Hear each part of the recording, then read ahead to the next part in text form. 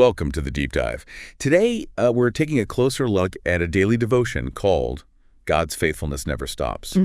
Our sources are some bits from it, focusing mainly on Genesis chapter 25, verses 1 to 18. Right. And specifically that key line, verse 11, after Abraham's death, God blessed his son Isaac, who then lived near Beer Lahai Roi. Yeah, that verse really sets the stage. So our mission, you could say, is to unpack what this might tell us about promises, lasting beyond just one person's life. And about purpose, too, right? Finding significance even when things change. Exactly. How do we navigate change and, find our place in the bigger picture?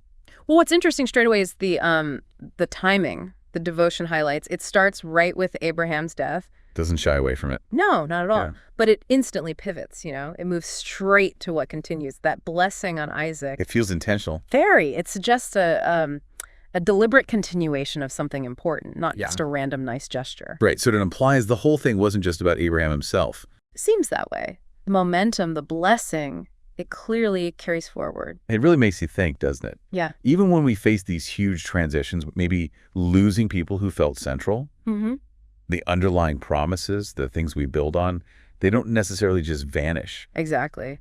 And for you listening, think about those core beliefs or values in your own life. Often when things shift dramatically, those are the anchors, aren't they? They provide that continuity. Yeah.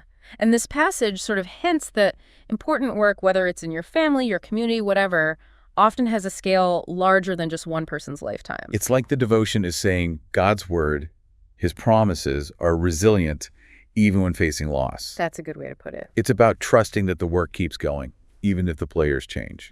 And this idea mentions leaving a spiritual legacy. That feels like it's about more than just our immediate actions, It's about what ripples outwards, what continues on. Precisely. Now, here's where it gets even broader, I think. The devotion then highlights God's promise and provision specifically for Ishmael. Ah, right. That's significant. It really is. It expands our picture of God's faithfulness quite a bit. Ishmael's path was different from Isaac's, obviously. He wasn't the son of the covenant in the same way. Correct. But he was still promised a future, a nation, a legacy. God provided for him, too. So it's not like God's faithfulness is this narrow beam focused only on one line. Doesn't seem so based on this. It suggests a much wider sense of, purpose and value being recognized. Which is quite powerful. It means even if maybe you feel like you're not in the main story, so to speak. Or you compare your journey to someone else's. Yeah, and feel somehow less. This part suggests every single life holds inherent value in God's view. That inherent dignity, yes. That's a key takeaway here. It's a prompt for you listening. Maybe try to resist that constant comparison game. Which is so easy to fall into. It is. But the devotion suggests God has a unique plan and value for each person.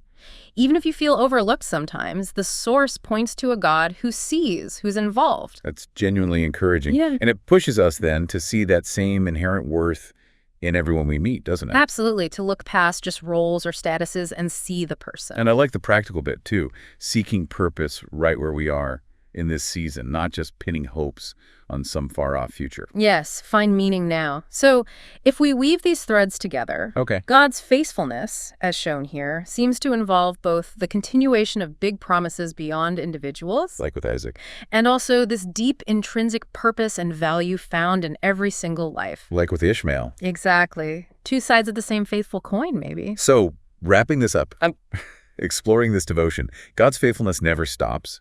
And looking at Genesis 25, it really underscores two big ideas for us. First, that even through massive life changes like death, fundamental promises can endure and carry forward. A continuity aspect. Right. And second, maybe just as vital, is this emphasis that every life, regardless of its perceived role, has inherent significance and worth from God's perspective. Universal purpose and value. Yeah. Okay, so here's something to maybe chew on after this deep dive. Okay. How might really taking on board both of those ideas, the enduring nature of bigger purposes and the unique value of every single individual, including yourself, how might that actually reshape the way you look at the challenges you're facing right now or the possibilities you see for the future? That's a good question to sit with. Thinking about both the long view and the individual value, how does that change things?